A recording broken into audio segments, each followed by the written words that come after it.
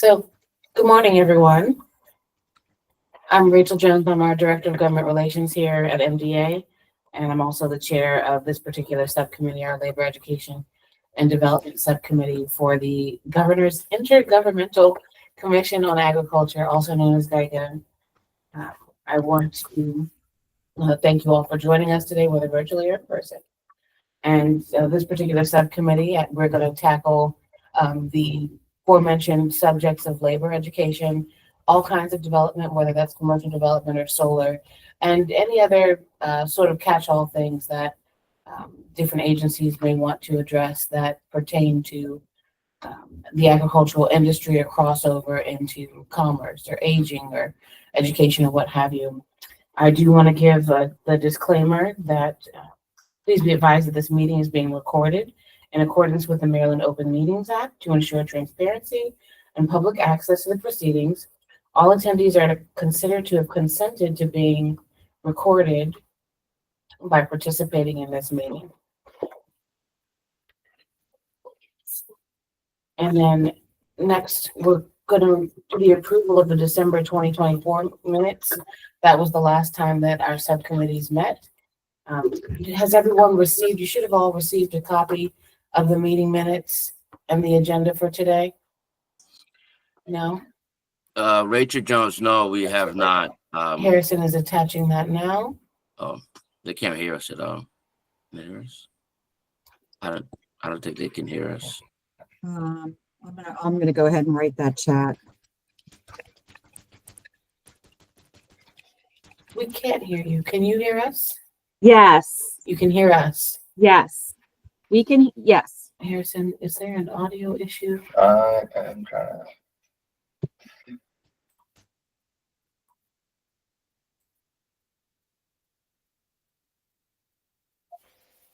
Okay, can we try again?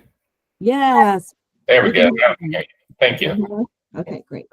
Yeah, I was saying that some of us did not receive the agenda or the minutes, and we have not received it. And then, so this is Garrett from Maryland Energy Administration, by the way. You want to do a random introduction? Morning, Gary. Okay. Good morning.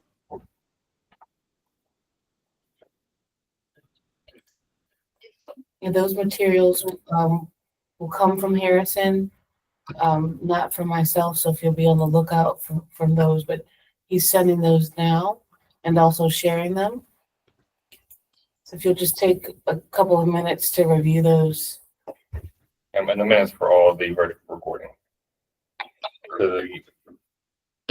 And then Harrison, if you don't mind me making a quick correction here, I think you sending those emails to Landon Farrick from MEA. He is not the group that involved in this one, so you may want to send it to Gary AIM moving forward. So if you don't mind that, please. Yes, sir. We can get that moving as for the next meetings.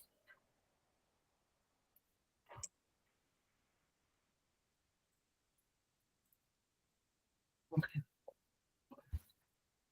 What we'll do is we'll hold off on the approval of the minutes for now until everyone's had a chance to review those.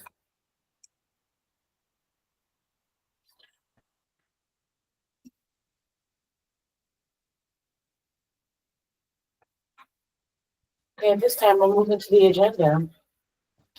And so for today, we have a couple of presentations.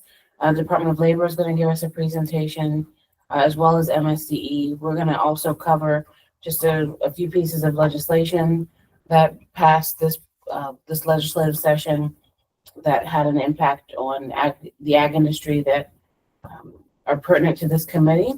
And then we're also going to talk a little bit about the Certified Local Farm and Fish Program and some other things. So the agenda is on the screen at this time, and will be sent via email if you need it that way as well. So we're going to start with an Apprenticeship Navigators and Pathways for Agricultural Jobs presentation from the Department of Labor. Hi, good morning. I'm Lauren Gilwey. I'm here for the Department of Labor. I will say I was tapped into this meeting just this week and was not told that I would be giving a presentation, but I'm happy to discuss this topic. First, let me tell you all just a little bit about labor and the Division of Workforce Development and Adult Learning. And then perhaps, if you have questions, I'm happy to take those. So I'm Lauren Gilwee. I'm the Policy Director for the Division of Workforce Development and Adult Learning. And we have a very broad portfolio that does include registered apprenticeship. It also includes our legacy workforce development programs that are both federally and state funded, including the premier state workforce program, which some of you may have heard of, Earn Maryland. We also have adult education in our division. So we oversee state and federal resources that are allocated to community colleges, nonprofit organizations, for English language learners to come take classes to improve their English, or for Marylanders who don't have a high school diploma to prepare for the GED exam. Additionally, correctional education sits in our division. So we work closely with DPSCS and oversee the academic, occupational, and transitional courses that occur in Maryland state prisons.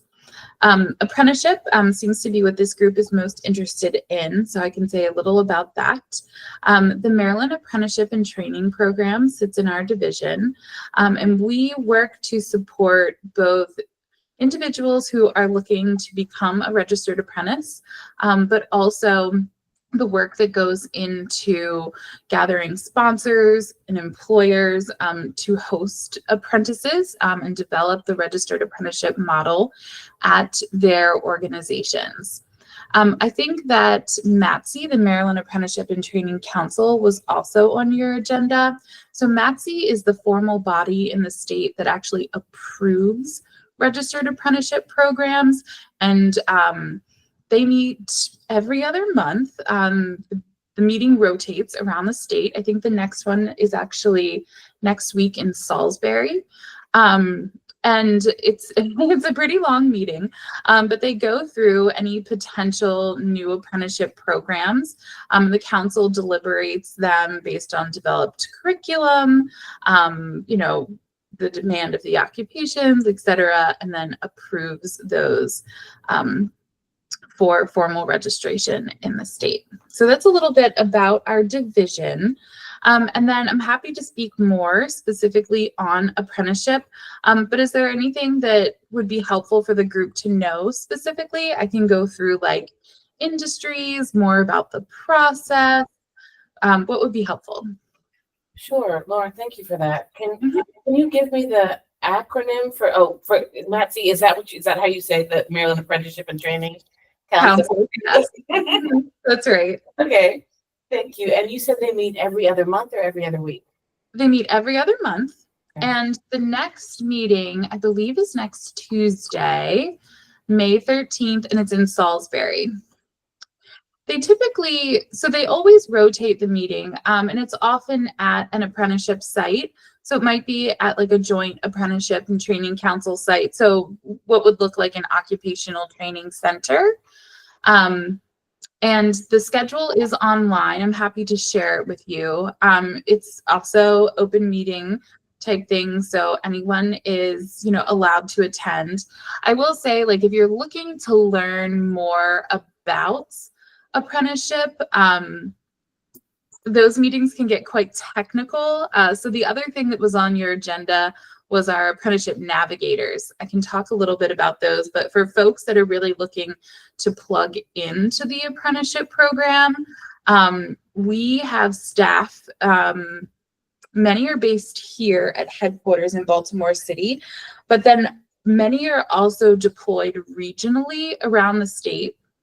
And what an apprenticeship navigator can do is work with an employer. So let's say you have an employer, they have a staffing, a labor demand at their business, and they want to ensure that, they have skilled workers, but they also see, kind of like this in-house desire to potentially train somebody on their own, ensure that a worker knows kind of the ins and outs of their business, and they want to try out the apprenticeship model. then one of our navigators can work with that business to help them figure out like what's needed to get approved. So apprenticeships, you have to have a combination of on-the-job training and related instruction. So a lot of times an apprentice is going to be working on a job site under a master worker that we call a journey person. Then they also are going to be taking classes somewhere at the same time. A lot of times it's a community college. We call that related instruction.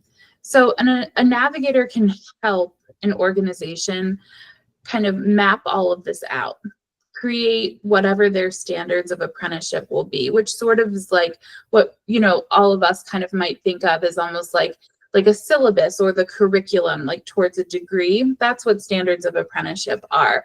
So, you know, if somebody is going to be preparing for this career, what are the milestones along the way? You know, in year 1, you're going to learn this. In year 2, you're going to learn that. Along with those standards, they will help them develop or, you know, talk through like the curriculum development that goes with that for related instruction. So like, what is the actual academic book learning that has to happen alongside somebody working on the job? They'll also help set incremental wage scales. So part of an apprenticeship that is really appealing is that it is an earn and learn model. So when you are an apprentice, you are hired and working from day 1. Receiving a wage. Most apprenticeship programs will start with the apprentice making around like 50% of what the final journey person or master wage would be. Of course, it cannot be lower than the minimum wage. So again, a navigator can come to an organization and help them figure this out. You know, if somebody at the end of this is going to be making $60,000 a year, they will help set, you know, come up with that incremental table to determine like, these are your starting wages, you know, how are we going to help you progress through this? So our navigators are spread out regionally. And so given this is an agricultural discussion, we do have navigators that are positioned in Western Maryland, the Eastern Shore, and Southern Maryland, where we know we have a lot of agricultural work happening. So that person kind of serves as like, you know, a Sherpa or a shepherd that sort of helps an organization through getting their program established, and then actually comes with that organization to that MATC meeting that happens every other month and helps present their program to the council in order to get the council to approve it. So we have a list of the navigators and their contact information. That's certainly something that could be shared out.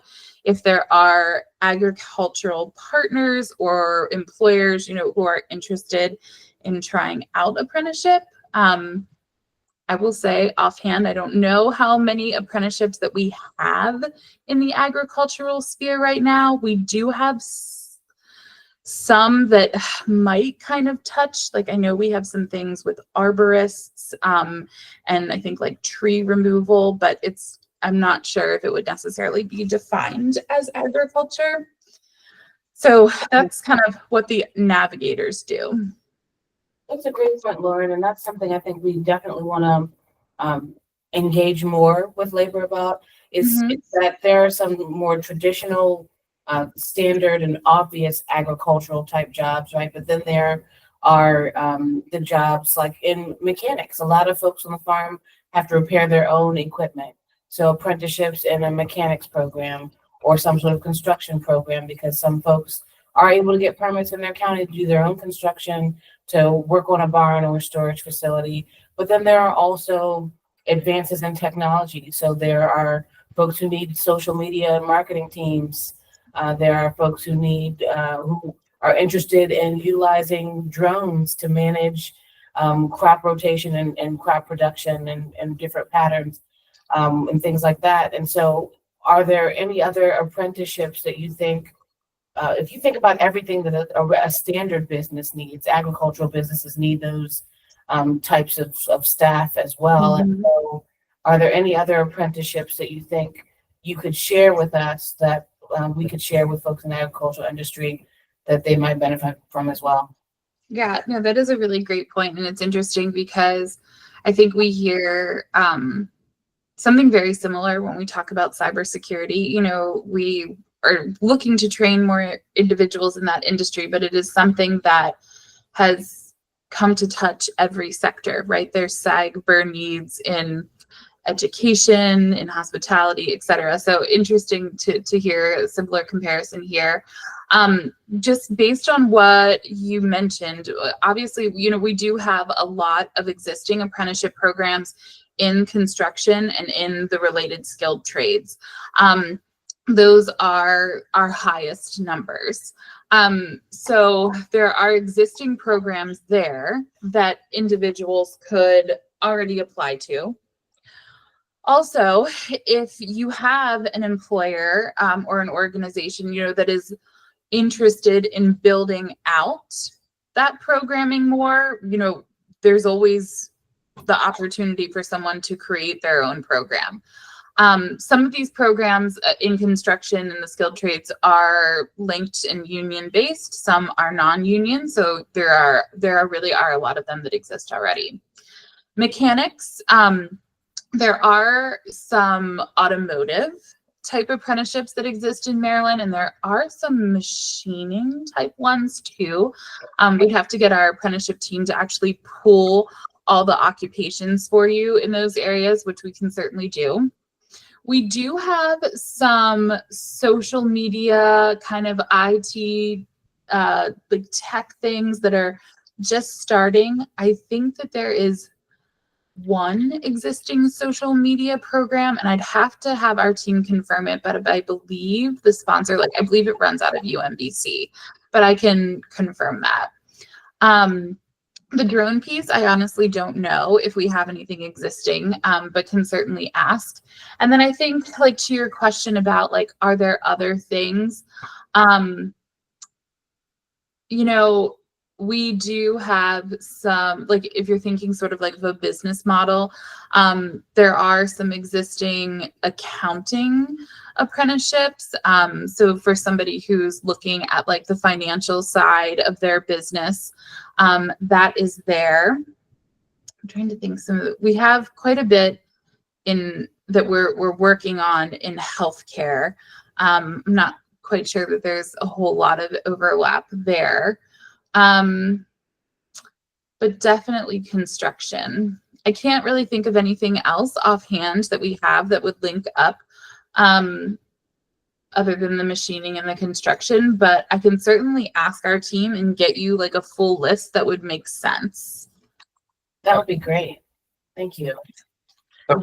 Lauren, what for the folks that are interested in hosting apprentices and starting that program up, what size business are you often looking at? Because I think that we've got a couple different, when we look at the ag service provider component to the industry, you've got your John Deeres and your Atlanta tractors and some of your larger kind of logical crossovers to the mechanics and the machining and that side, where we can very easily tweak the program to fit into the ag space. But we've also got a huge need for some of the specialized trades, like a farrier or like a precision applicator, which I think aligns with the drone piece. But even for some of those operator side, are you looking at a company that is hosting hundreds of employees? Or are you looking at some of these smaller businesses that maybe have 5 or 6 and are needing to train the next generation? Are there ways that we can tailor that and bring them into the fold as well to help support some of those smaller independent businesses too? Yes. So the answer to that is yes, absolutely. So we have existing apprenticeship programs that may be with a small business, and they might take on one apprentice every couple of years, and that is just fine. We see quite a lot of that, especially in some of the less populated parts of the state. So we absolutely can work with a small business if they want to develop a program, have somebody in-house, and kind of like what you were saying, I think you're Harrison, right? I think like what you were saying, Harrison, you know, if you have somebody and it's maybe a family-owned business, a legacy program or something, and you want to bring somebody up, the model definitely aligns with that, and we can help develop that. At the same time, we do the opposite, and where we have really large organizations that we've helped start apprenticeship programs. For instance, we helped Royal Farms set one up for individuals that are going through, kind of a career ladder with that organization, starting in some of the lower level positions and then advancing up into management roles. So the apprenticeship model can be customized for both. On the small business side, there's something called group joint apprenticeships, which basically means, so let's say you had, I'm going to try to come up with an example, like a cluster of small businesses on the Eastern Shore that were all kind of doing the same thing. And then you had an organization like sitting above them. Let's say it was some sort of industry association. That industry association could establish an apprenticeship program. That means going through that process to develop standards and getting things approved one time. And then all of those little small businesses underneath of that organization can be employers that feed into that apprenticeship program. So in that scenario, you have a sponsor that kind of sits over top of a bunch of businesses. But it's all the same program. And again, that's called group joint. So sometimes that helps move it faster. So like if you had, I'm just making something up, like Wycomico County Farmers Association or something like that, that wanted to establish a program that then a bunch of farming groups could go into as an employer, that's sort of a way to move things faster. However, if you just have an individual employer that wants to completely do their own thing, that is acceptable too. And our apprenticeship navigators can help talk through what is the best scenario there, or even link folks up with something that already exists. But the answer to your question, Harrison, is yes. Thank you. I'm just brainstorming, thinking of some groups like Farm Bureau or Future Harvest or other, sort of umbrella groups that could offer some of those opportunities for the smaller independent. Yeah, absolutely. That would be and fantastic. somebody like the Farm Bureau, if they were going to sign on as a sponsor, every occupation is its own program. So if there were like the Farm Bureau could serve as a sponsor for, just making something up, like I have very limited knowledge of this, like tractor operator, drone operator, and the Farm Bureau could be the sponsor for those. Yep. And then spider in all of these employers underneath of it. Thank you. Now, is there funding associated that could help the organizations with the either hiring or maintenance or operations? Yes. So we actually have a couple of incentives, particularly targeted at startup costs. So what I described before, like when beginning a program, it takes man hours. Oftentimes for the educational related instruction piece, you're going to need someone to assist with curriculum development. Like I said, a lot of sponsors will buddy up with a place like a community college at that point, but there's a cost associated with it. So over the last couple of years, we have been using a federal grant to run a program we called SAIR, S-A-I-R, the Sponsor Apprenticeship Incentive. Before you write it down, it's over now. However, we had a bill that we worked very closely with the governor's office on. It was Governor Moore's Apprenticeship Raise Act this session that passed, and it includes a similar pay per apprentice incentive program. That bill goes into effect October 1st. And again, it's called the RAISE Act.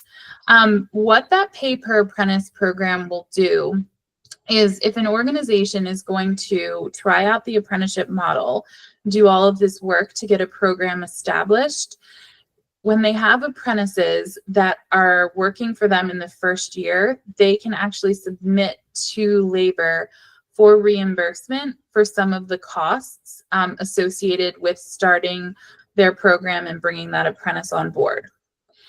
The legislation did not specify a dollar amount, and actually the department is going to have to set that soon in regulation and policy. But when we did this previously with the similar SARE program, we were reimbursing $2,500 per apprentice. They just had to be a new apprentice working in their first year and have been on the job for 7 months, which are similar parameters to what was established in the new raise bill.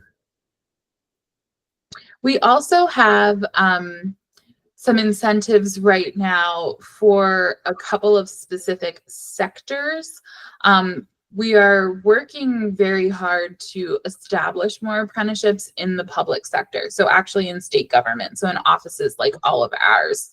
And we actually have a pot of dollars from a federal grant that we are able to award out if someone in the public sector is starting an apprenticeship program. So I don't know, I'm trying to think what might be applicable for you all. Like in that scenario, I mean, if somebody at Department of Agriculture wanted to start something, but if you have county level offices that are doing this work, trying to think, county level, even municipal level, you know, that are looking to bring on somebody in the agricultural field, and it is a essentially government job. We have that too. That's not exactly, probably not what you're looking for in terms of like actually folks who are out working in the agricultural sector, but that is another pot of funding that we have available at this time. That's definitely. Oh, sorry. Yeah, No, please continue. It's definitely something that we're interested in and have been having some internal discussions about as well. I'm going to kick it over to Gwen because I know her question and it was going to be mine. So, if you want to ask your question. Yeah, sure. Hi, Lauren. Thank you so much for sharing all this great information with us. I have heard several presentations about this wonderful apprenticeship program as it pertains to state of Maryland government jobs through the Agency Personnel Management Group in the past. And it's been a couple of years since I've heard about it and considered it.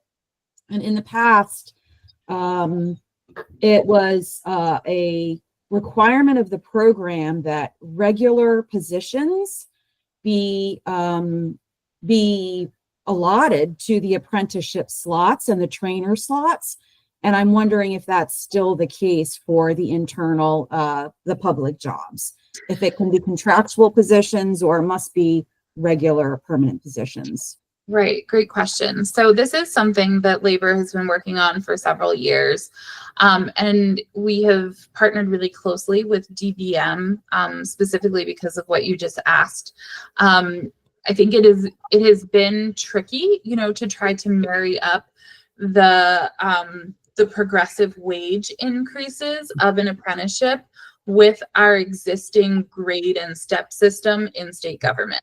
So if you think about an apprenticeship like a plumber or an electrician, you know, 3 to 4 years, and as you progress through, like, you know, let's just say, like, for ease, like, let's say the end salary is $100,000. So, you know, this individual might start at $50,000. 6 months in, once they're able to demonstrate mastery of additional skills, they may increase to 60,000, 70,000, and so on.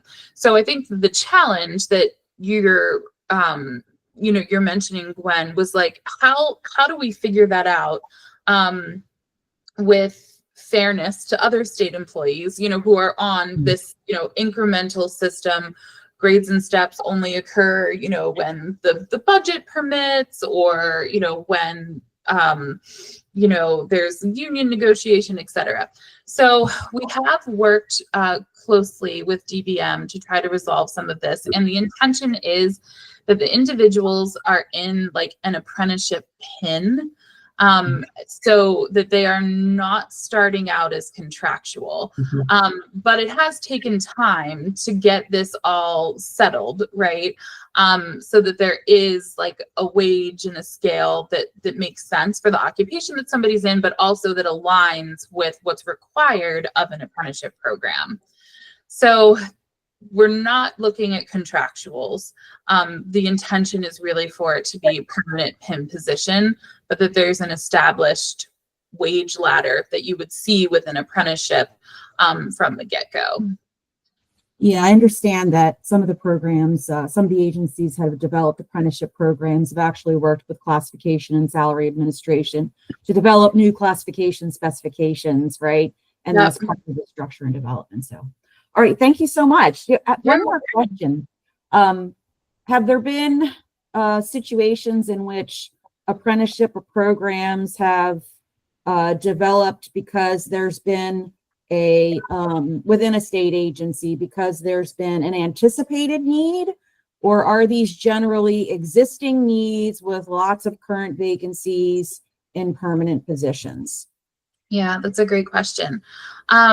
I think the work that has happened here it's mostly been based on current need. I think that there's also been an emphasis on trying to really survey all the executive level agencies and kind of see like what are some of the roles that are needed across the board. So like whether you're at labor or agriculture or human services, like everybody needs an administrative assistant or everybody needs an accountant. So I think what they've really tried to do is like look broadly across state government and see where the vacancies exist, you know, that could be filled like with a program that gets somebody skilled into, I'm just throwing out an example, gets somebody skilled into an accounting job or an administrative assistant job, but it's not necessarily specific to my agency or specific to your agency. So I hope that answers your question. Yeah, it does. Thank you so much. I really appreciate it. You're welcome.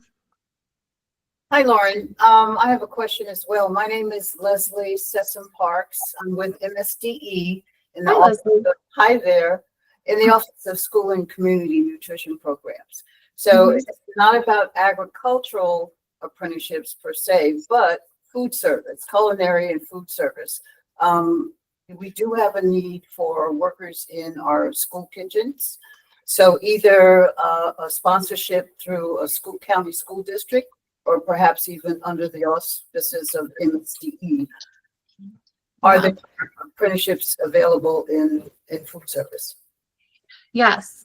So great question and nice to see you, Leslie. There are some food service related apprenticeships. Most of them fall like really within the hospitality industry.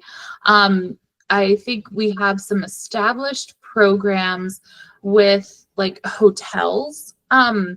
And so it's probably something that would be comparable to your needs. It probably doesn't align exactly, but in terms of like food safety, food storage, those types of things.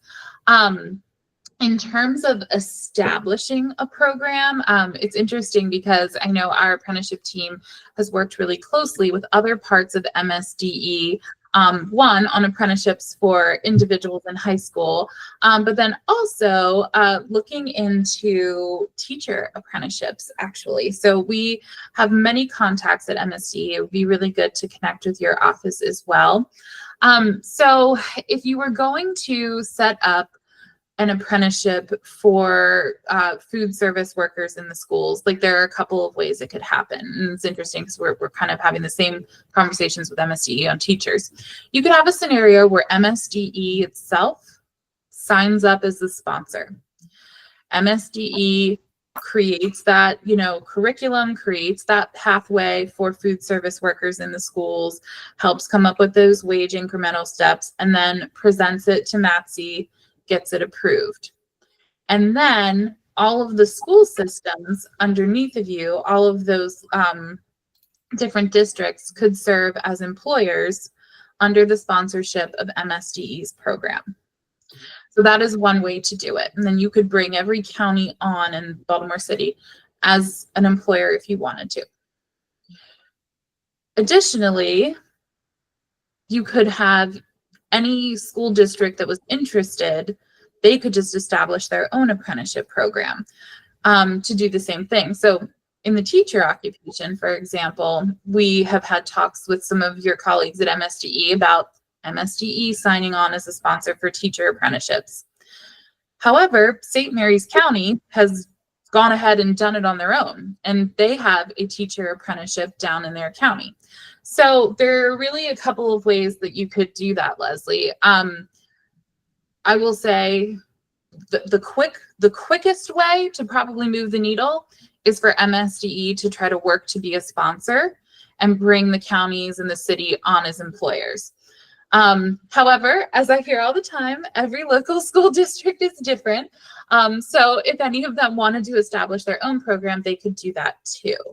But I do think it would be interesting for you to talk with some of our navigators just about like what the existing standards and curriculum are in some of the hospitality related food service apprenticeships to see like, you know, if there would be any way to piggyback off of some of that existing stuff, because I do think that like, you know, for somebody that is starting out in a hotel kitchen, like a lot of what you would learn probably would be similar. But I can definitely put you in touch with somebody to, you know, get that started. We also often talk about school bus drivers. So there's a lot with the school system that I think there's several careers that are in high demand for sure that we get asked about apprenticeship a lot. Thank you. Mm-hmm. Well, thank you, Lauren, so much for that. And we will be in touch with you about getting that list of pertinent apprenticeships. And we'll also start having conversations with our industry partners about, like you said, programs that they may want to establish. Do they see the need for them?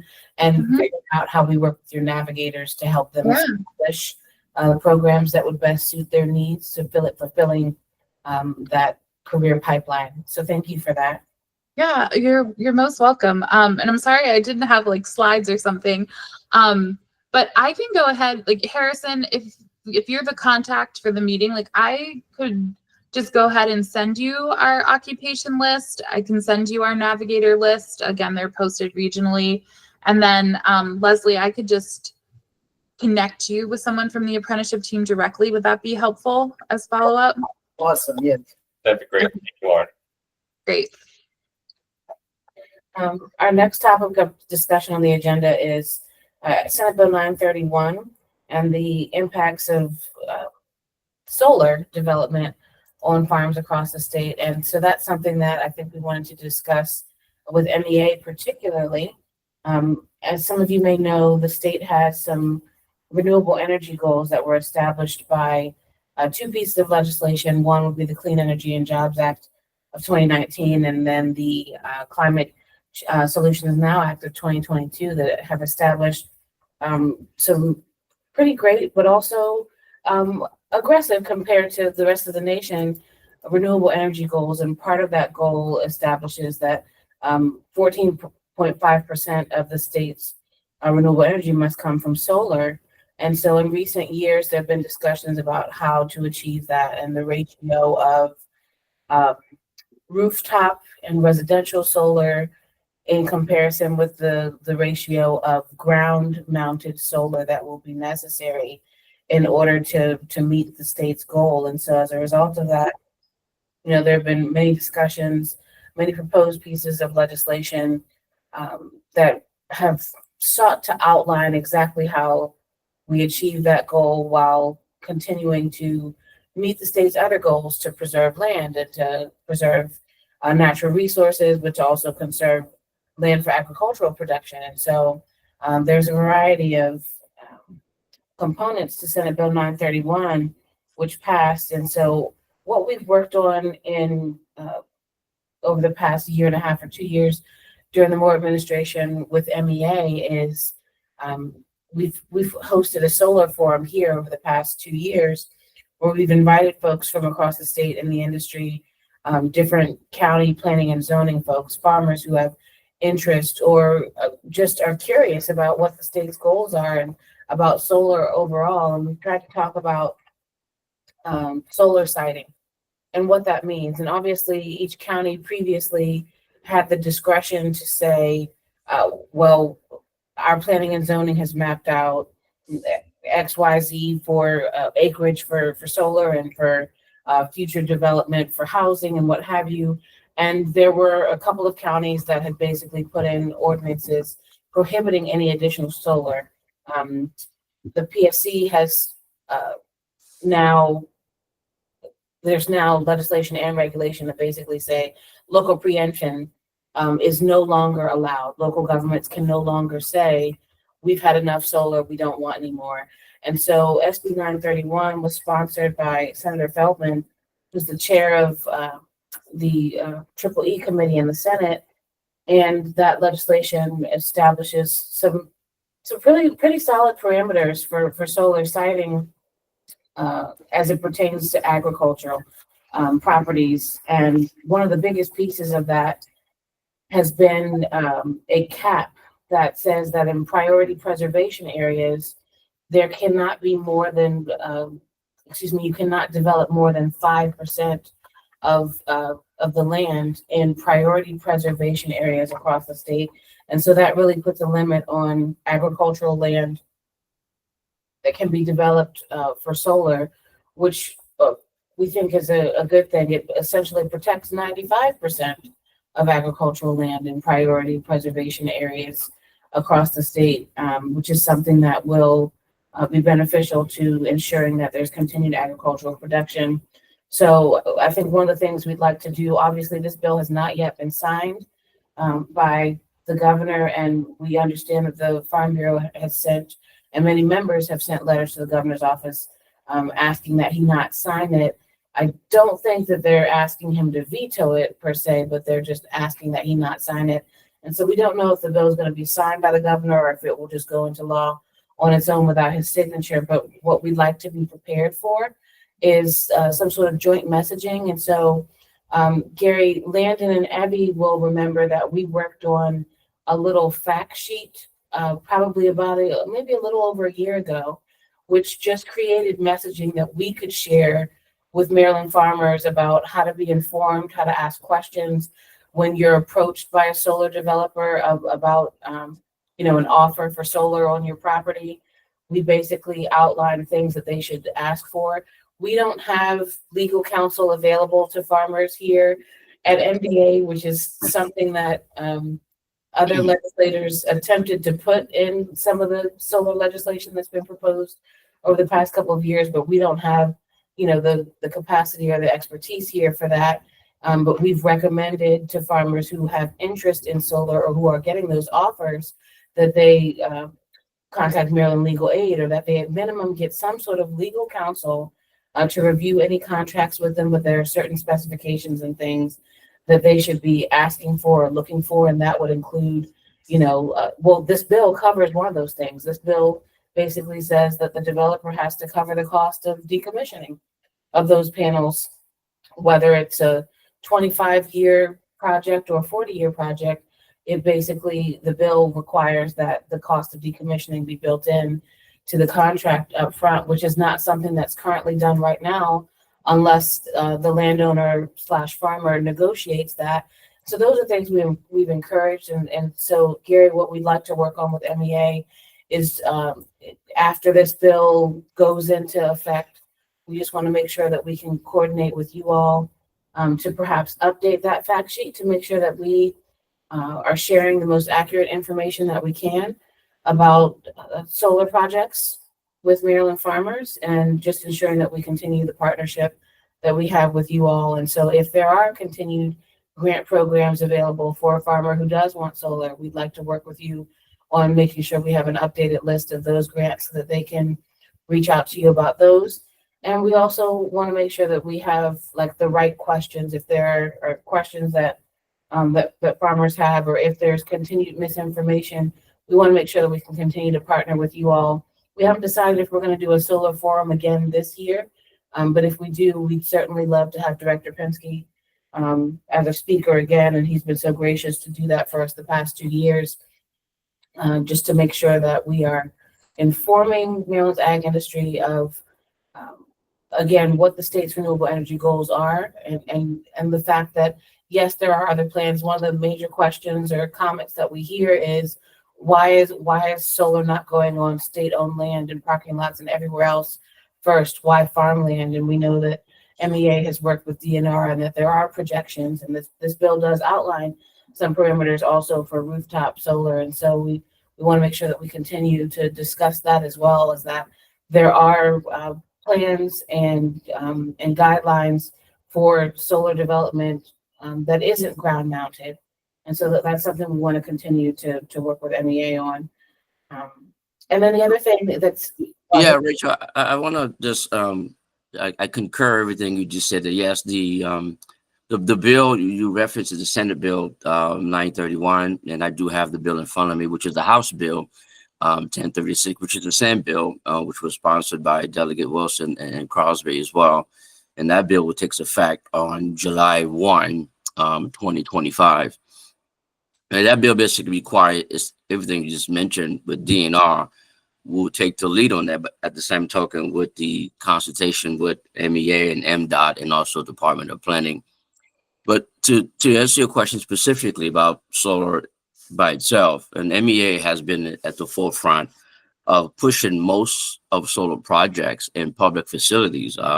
We do have a public facility solar grant program that basically funds cities and counties, municipal government, to help them support solar installation in public facilities. And then secondly, we also support oversubscribe some of these programs, the solar canopy program that support also solar installation, provide for multiple uses in land.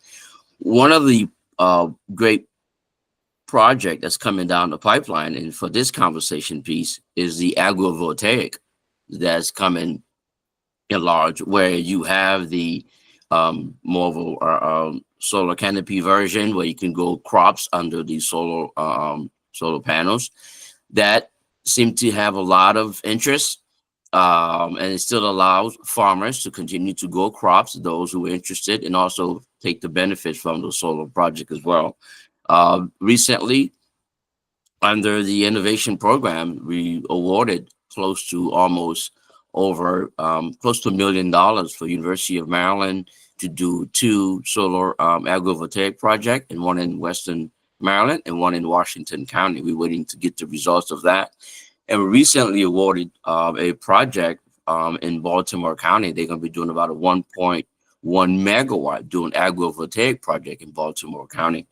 And I think as farmers starting to see some of the benefits, and then we also have to respect, I agree with you, we have to respect farmers where it makes sense, right? And we want to give them the option, not basically push it upon farmers for solar projects. But I think the agrivoltaic future looks good in Maryland. And also community solar is also another one where we are right now working with DHS, where we're going to do a lot of solar projects on wasteland, right? Especially a lot of the wasteland that's happening in Maryland. We're going to do a lot of those projects moving forward. Then also one project that I think program that we have, folks, which is the Solar Energy Equity Program. That one basically target underserved and low moderate communities to do solar projects. As you probably know, that there is a lot of small farmers out there in Maryland who do not have the capital equity. Sometimes they can substitute some of those solar incentives for themselves. So that we do have many programs, but for this conversation, you talked about the House Bill 1036 or the Senate Bill 931. Maryland is MEA. We surely support what we can do with DNR, because they're going to be taking the lead on this. But we're more than happy to continue to support, as you write. Director Penske is a strong supporter of solar projects. And I'll be more than happy to pass the message down if that's going to be an official invite for him to speak. And he doesn't turn down an opportunity to talk about renewable projects. So I'm more than happy to continue that. And then I'm open for any question, because I know I said a lot about some of the grant programs, but I'm more than happy to answer any question, any specific program or any specific bill that MEA has supported in the past. Great. Thank you, Gary. I appreciate that. And like I said, we appreciate the collaboration that we've been able to have with MEA on this particular issue. As we know, it's been, it began very contentious because there was a lot of misinformation Exactly. across the state in the industry about how this was going to roll out and whether or not people's land was going to be taken for solar and all of that. And so we've worked really hard to make sure that we've stressed that this is still about the farmer's choice, the Yes. landowner's choice, and we just want to make sure that we are constantly presenting them with the most accurate and best information to help them make the best decision possible for their particular business or farm. So thank you for that. One piece I also want to add is that there is solar on water as well that is coming down the pipeline. There is a lot of options out there, but I concur with you 100% that we have to make sure when we communicate some of these solar projects, it has to come across as though it is an option. It's not a forced mandatory. So the farmers feel as though that they do not have a voice when it comes to these projects. Absolutely. Thank you very much. There was another item I had for MEA, but I'll save that for new business. Okay. So thank you. So we'll move on now to local food exchange, SB 177, and I will kick that over to Leslie from MSDE to discuss, and then we'll pass it on to Karen afterwards to talk about certified local farmers. We've got Rod and Kiara online as well to help facilitate the DTS portion. I'll go ahead and share this PowerPoint on the screen.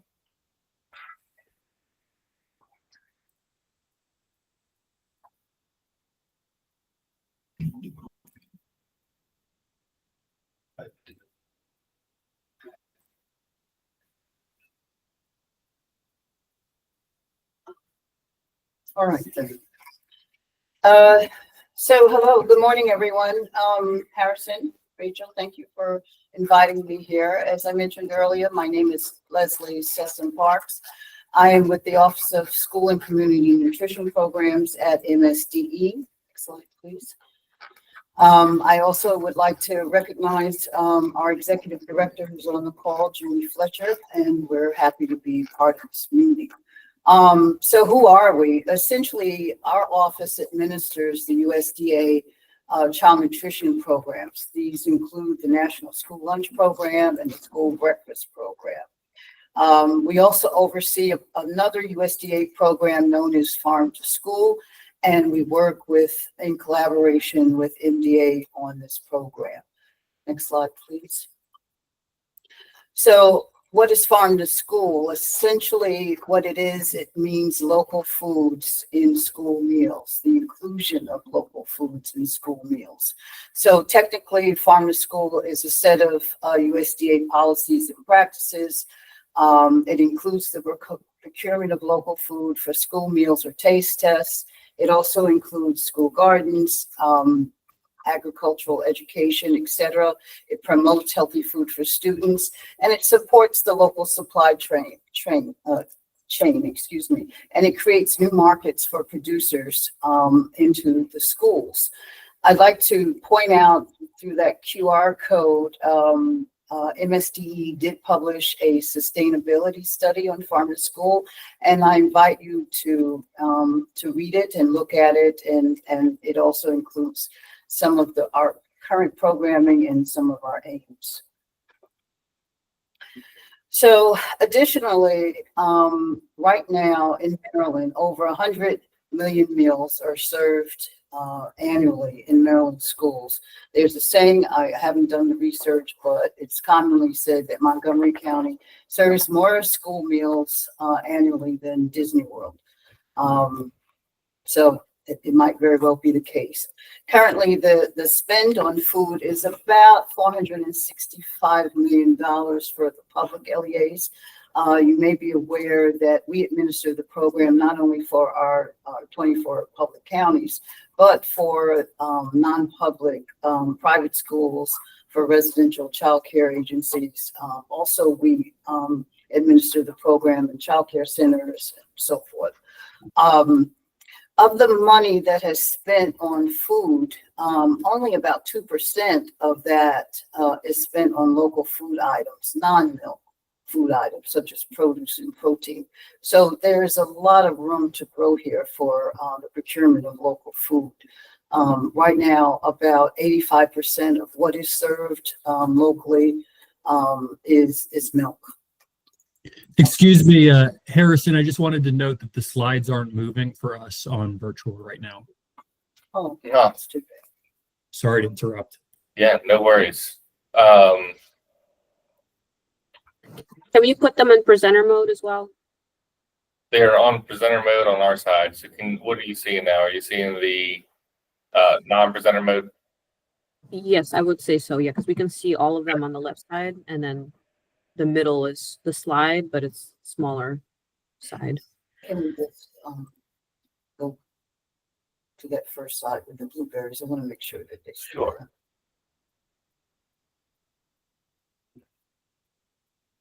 Okay, so y'all can see the farm to school, local food and school meals slide right now. Correct, yeah. Okay, we'll just go. Okay, great. I although we discussed this, I did want to make sure that you see it and capture that QR code, because if we would love for you to see that report that's currently on our website. So I wanted to make sure you had that. So just reiterating about what farm to school is, you can move to the next slide. As I mentioned, only about 2% right now is of local foods, non-milk local foods is spent in school meals. So how do we increase local food procurement for school meals?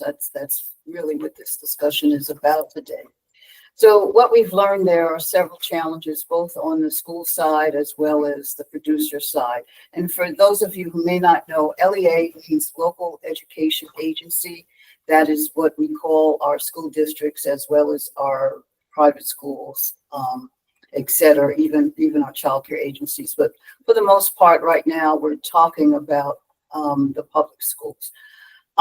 So the schools have a hard time sourcing products. They don't necessarily know where to go, and they need such large quantities typically. They would need to identify and source from multiple producers. And typically they don't believe they have the time really to do that. So they do occasionally purchase local foods for smaller occasions, like a taste test, or in certain schools, maybe in some of the elementary schools, for items that they want to try out, but it's not anything large scale. There's also a challenge for schools because of the way they need the products to be provided to them. They need to be essentially cut, chopped, and shucked. The schools don't have the capacity in the kitchen to do this processing. Part of it is because of labor shortages. Part of it is simply because of infrastructure. And of course, most of us know there's a mismatch between the growing season and the school year. And typically local food is higher in cost, and the schools don't necessarily want to pay that. There are some provisions now that USDA has provided in terms of geographic preference that does allow for some consideration of price differential in the solicitation process. So we hope that will be an incentive for many schools. On the producer side, there's also that mismatch between the growing season and the school year. They frequently don't have the ability, the capacity, the capability of doing that processing that's needed for the schools. That's often a challenge. Sometimes transportation and cold storage are also issues. And of course, they hate the paperwork, the procurement paperwork. It is onerous, as we all know.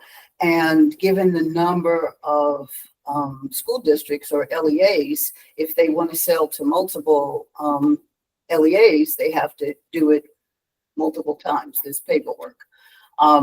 And then also just meeting the federal child nutrition requirements, particularly when it comes to value-added products, because there are specific requirements in terms of volume and size and nutritional content, et cetera.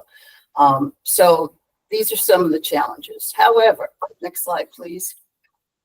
We believe there are still ways that we can increase local procurement, and that's what we aim to do.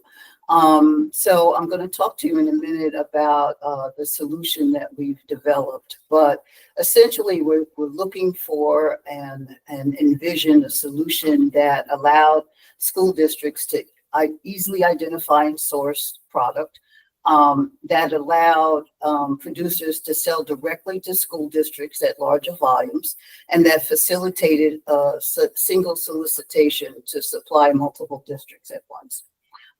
We also wanted a solution that could coordinate the processing, storage, and local aggregation, which we think local aggregation is paramount to really the success of increasing local foods in schools. And we wanted to, facilitate a way and begin a habit, if you will, for schools to begin aligning their venues with crop planting. And through that, and in consideration of that, begin pre-season commitments or forward contracting. Next slide.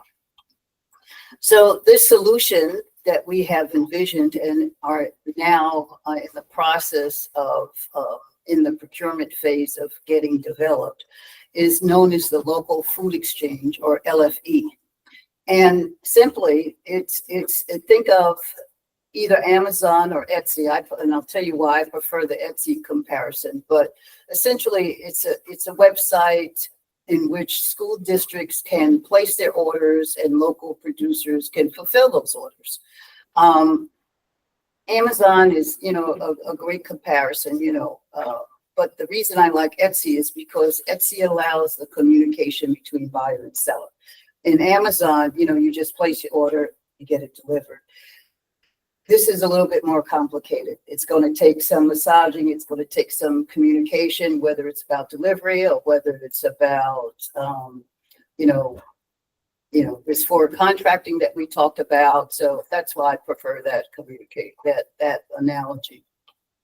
So as I mentioned, we are developing this online system known as LFE for school districts and local producers to order and supply products. It will be facilitated through a single solicitation, which will be issued by DGS. We're in partnership with DGS and MDA on this. And the producers that respond to the single solicitation will be included in the LFE's database. This database will include, and I think I talk about it a little bit later, but I'll say it now as well. It will include all of the certified local farm and fish program participants. It will also include farmers who are within a 250-mile radius of a delivery site. So we hope it will be an extensive database. Basically, we want to create the marketplace again in this database. School districts will have the option to opt in, and we expect the launch to go in early 2027. The RFP for the technology, go to the next slide, please. It may be on here. Yes, it is. So the RFP for the technology is expected to post on Emma in June. Keep your fingers crossed. And we also will have that solicitation for the producers, hopefully posted sometime between October and December. Right, Rod? And the system development and the producing, the onboarding of the producers we expect could take about a year. So that's why we mentioned the launch by the end of 26, beginning of 27. I'll get to the bill in a moment. But circling back to the LFE, some of the key functions are listed here. So they include inventory upload, product selection, order placement and processing, invoicing. Hopefully, payment will be able to be facilitated through the system as well. And as I mentioned earlier, email communication, which we think is very important. So to assist us in this vision and to support us, there was a bill that was sponsored in the Assembly this year, HB 56 and Senate Bill 177. New slide, please. And Delegate Charkoudian was our champion. She developed this bill in partnership with us, and Senator Hester supported it. Essentially, what it does is it legislates this partnership between MSDE, MDA, and DGS for the procurement of local foods in schools. We had come to an agreement to already do this, but this secures it for future generations and future administrations. We expect the governor to sign it. We had hoped he had signed it yesterday. We understand that he still plans to sign it either on the 13th or the 20th. That's really the status of the bill at this point. But again, it allows for a single solicitation for the producers. It authorizes an intergovernmental agreement for the LEAs to do the opt-in process. It prioritizes the producers in the CLIF program. It provides the definition of local. And as I mentioned, that's within a 250-mile radius of a school delivery site. And it also sets the state percentage, which is consistent with the federal regs, for a price preference of 10%. Next slide, please. So that is the program in a nutshell, and I'm happy to take questions if you should have them.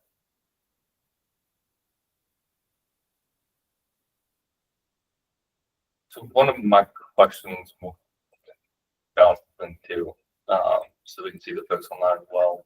So when we're looking at farms that are in the CLFF program and the priority given to them, how does that work? Do they have to sort of eliminate all the options to say we can't buy it from these farms first before we start looking local? Well, how does the preference work? That's an excellent question, and that's something that we are designing now, and we'll design it also in partnership with MDA. We do know that they will have a designated page. You know, there'll be a highlight that they are part of the program, and certainly we will encourage our LEAs to order from them first. But the actual nuts and bolts of how we will begin that prioritization, we're still working out. You know, in terms of being entered into the database, you know, they will have priority interests into that database. You know, as far as I am concerned, that they all would be entered into the database. I know we have to go through the evaluation of each farmer through the solicitation process, but they get extra points in that evaluation for being part of that program. Okay. But it's not necessarily a requirement to exhaust the CLFF options before looking at a state. At this point, it is not, but Okay. that's subject to conversation. Okay. Part of our concern is the ability for them or any farmer to be able to supply what's needed in the volume that's needed and in the processing state that it's needed. Right. But I think that's something that, you know, as a partnership team that we'll discuss as this is developed. That'd be great. I know when we're looking at particularly at volume, Mhm. Our costs are higher in Maryland. And if you're CLFF, that's part of that associated cost that is a little bit higher for you to produce. And so if we're looking at that competition of 250 miles, that's looking at all of Virginia, all of Pennsylvania, half of Carolina. You know, it's a very, very big network that even with transportation, I'm concerned that if it's not a requirement quite yet, and again, we can keep discussing that. I just have a lot of concern that our folks who are going to go through the effort of getting into this are going to be priced out very quickly if there's not a real demand and push for that local piece. So that I think that we can teach some of this piece stuff. Okay, fair enough. I think Suzanne had a question. Or something. Chat. Was it in the chat? Can I ask a question? Is that okay? Sure. Let's address the chat question. I know that came in first. The 250-mile radius, does that mean Pennsylvania, Delaware, Virginia producers can participate? I think yes. Well, yes, it could. So it's 250 miles from the delivery site. So, those border states would be able to Gary participate. County, including West Virginia, Ohio, and Yeah. Just so you know, currently, in terms of any produce that we have been buying, it's about 400 miles. So we did bring it in.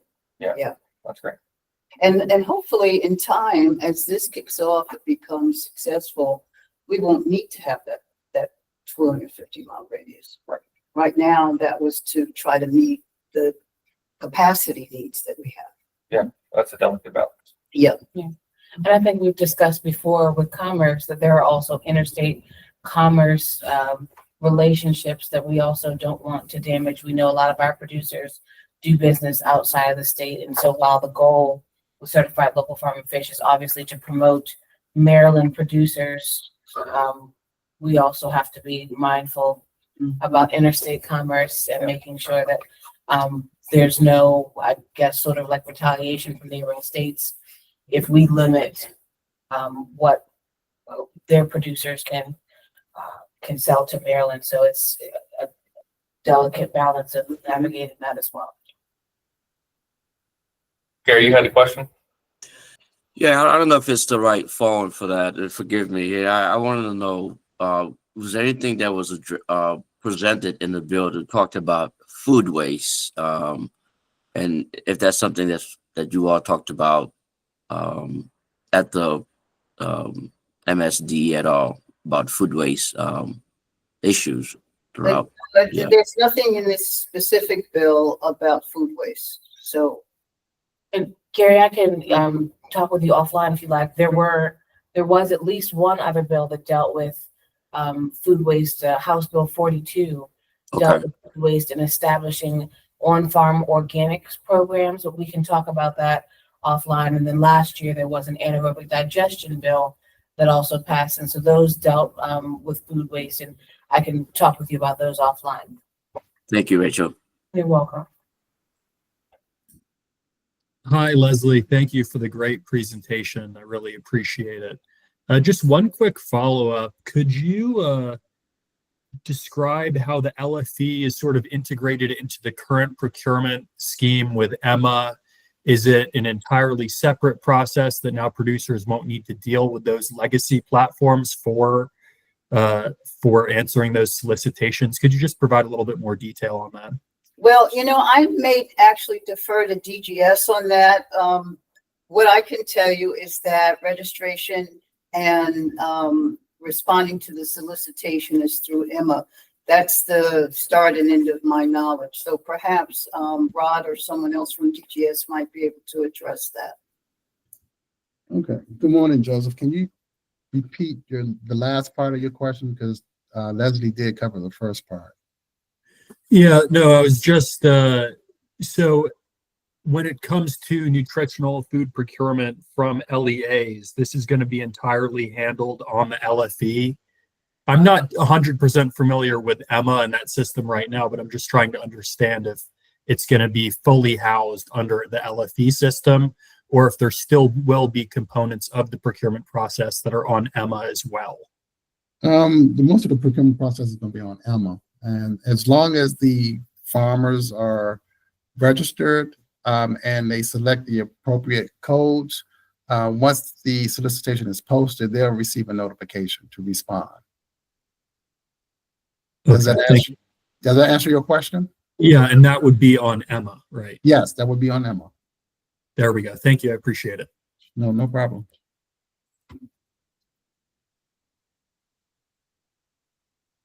And you mentioned it in your presentation. So the timeline is that the RFP for the development of the software will be June, correct? It should post to Emma in June.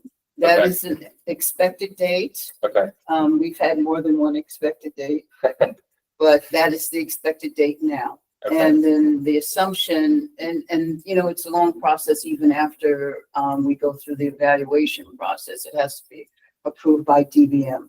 So we assume that there will be an award made by the end of the year or January, or I should say the approval of that award would be by the end of the year or January. And it would take about a year then to develop the system. okay, That's an estimate.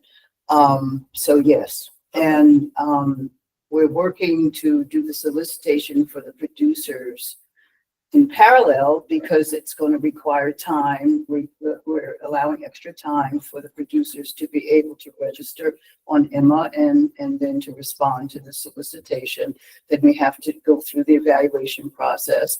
Then once they're onboarded, there's lots of materials that they have to upload, their price list, their profile, whatever it is we decide needs to be in that database to make them attractive, etc. And so we're allowing enough time for that as well. So that's why we're starting that solicitation for producers now to get that process rolling. and so that's what the 2027 date comes in. That's 18-ish months of solicitation to get the contract to develop software. That's time for producers to get associated in the Emma first, so that once, you know, assuming by 2020, yeah, early 2027, we can hit the ground running Yes. get it going. And hopefully that includes some beta test time, all of that. So fully functional. Excellent. Yeah. The software development piece, and this may be a DGS question too. What we've heard from a handful of farmers is that they've either developed their own software for their specific operation to kind of meet their needs of whatever they're doing. Or there have been, and specifically in like Prince George's County within the Beltway, that there are some smaller software companies as well that help with like the urban producers and getting those people moving. Is that like the folks that we would want to try to get to apply to this to help develop the software for the state? The folks that have done this before, and are there ways that we can help kind of connect those dots for folks with food system experience? Yes, I in would agriculture? generally say yes. Okay. And again, I know many of the producers have their own systems, so we have written into the specs for the LFE that there should be, the developer should anticipate some type of interface with those systems so that, you know, they don't have to reinvent the wheel, that they talk to each other. And yes, any developer or system developer who's already in the space should look to this solicitation. Absolutely. Excellent. We definitely look forward to sharing that. Mhm. Sorry about that. Never a good time for your computer to log out of itself, but in the middle of a meeting, that's usually when it happens. Yeah, so we'll keep you abreast of when that hits, That's Emma. great. That's great. Excellent. Thank you. Well, thank you, Leslie. And thank you all for your input. So we'll move on to new business in our last 10 minutes. And I'll say the one piece that I needed to add to the agenda that I forgot, sorry, that I omitted initially is that MDA has been in talks with MEA for probably for the past year and a half or so about purchasing equipment for EV charging equipment inspections.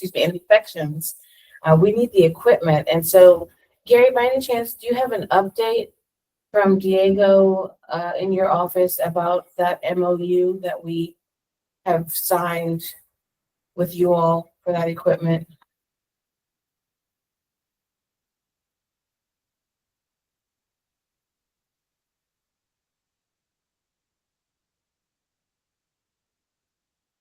I don't know if you can hear me, Gary, and if not, then I'll. Oh, Yeah, I can hear you now. I'm sorry. Sorry, Rachel. It's okay. No. So I was checking to see. So many of you may not know, but MDA, our Weights and Measures Division, has the authority to inspect EV charging stations to make sure they're accurate. The same way we do with gas pumps and grocery store scales, EV chargers are on the national list of devices that we have the authority to inspect. However, we do not have the equipment needed to inspect There was a big Maryland Matters article about that last week. And so while there were some inaccuracies in the article, one of the major pieces is we've been seeking funding sources for the equipment. Each piece of equipment that will be needed is about 600 grand. And so a few months ago, we began the process of signing an MOU with MEA to purchase that equipment. Gary, do you have any update on that? Yeah, Rachel. So a couple of things. I can give more of a helicopter response, and then because these MOUs tend to be very detail oriented, so maybe we can start working on that between MEA and MDA. However, there's a couple ways, and I see that we very support of doing that. By the way, and as you probably know, MEA funds have to be in a way to justifiable, right? Because we do get audit. So there's a couple of things I was thinking about where we can do this. The MOU is one option, but the second option is that I was talking to Diego is that we can do this through basically one of our grant program for MDA to apply for. But we are in support of that measure for EV charging station, but we just have to find a way how to go about and to see if there's funding availability for 25. But most likely, Rachel, looks like we may have to push this a little bit for FY 26, and that's the conversation that myself and Diego and you and your team would like to have. How quickly we want to push this? Is it within that fiscal year for 25, or because right now we're already in May, or we can just try to push this for fiscal year FY 26. But we do have to find a way how to go about funding this. Is it through an MOU or is it through one of our open energy grant program? Okay, thank you very much. Sure. Next on the new business list is just a notification. So committee deliberation on departmental legislation proposals for the rest of our state agency partners here.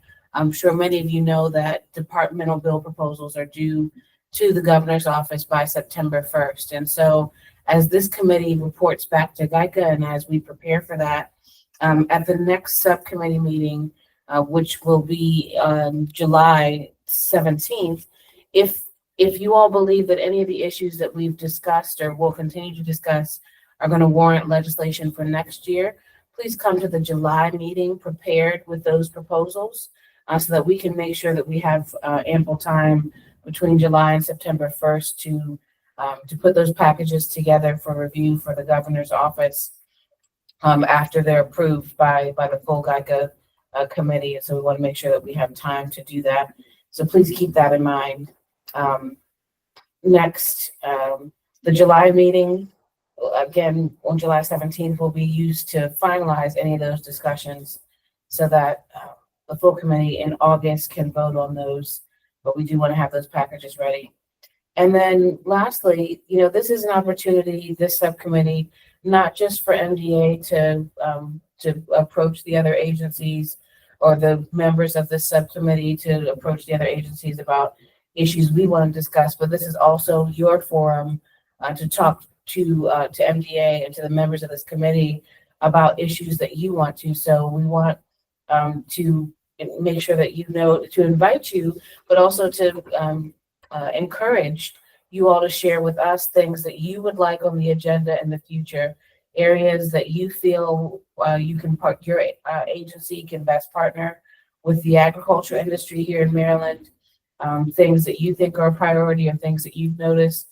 Please feel free to send those to us and say, I'd like to discuss this. I'd like to see this on the agenda, or this is an ongoing or recurring issue that we see, or something we'd like to address, and because we want to make sure that this committee is, sort of fulfilling its objective. It's an interagency commission, and we want to make sure that we are also taking into consideration the things that your agencies feel like we should be addressing as well. So please send us your priorities or things that you think we want to discuss that we may not have thought of that we didn't put on this agenda.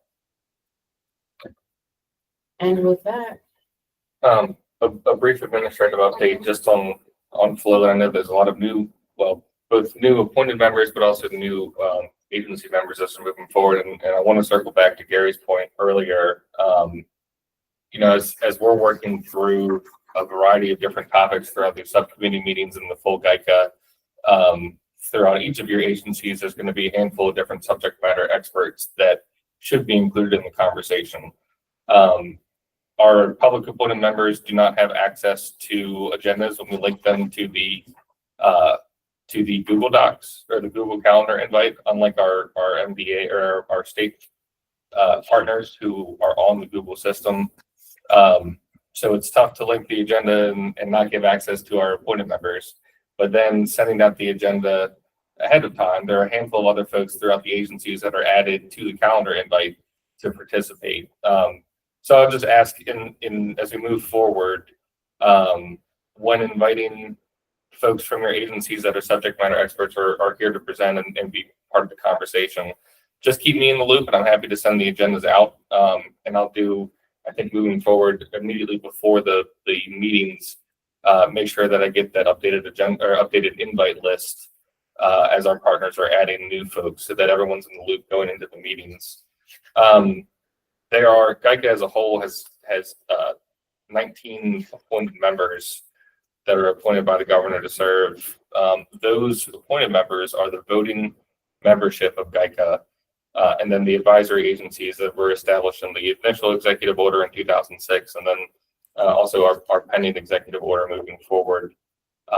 Once that is signed, we'll add more agencies, including MSTE, to continue to be part of the conversation. But we always welcome our other agency partners to be part of this. But excuse me, circling back to the minutes, we will need to get a motion and for approval in a second from the voting members. And that list that's in attendance today is Joanne and Suzanne.